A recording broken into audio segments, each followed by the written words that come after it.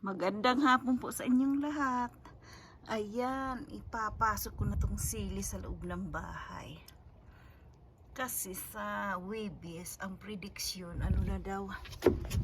-2. Magpo-pros yan. Ayan, sayang din. Hindi naman natuyo yung dahon niya.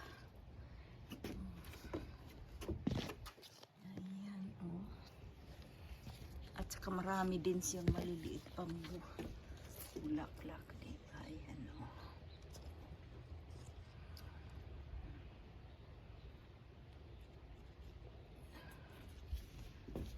Ayan.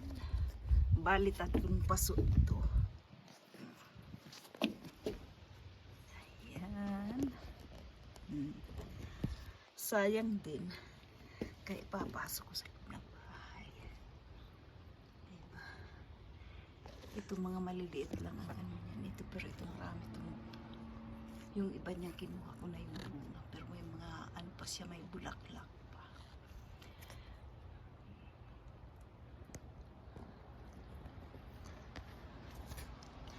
Oh, siya CD. Salamat sa panunood nyo. Bye-bye.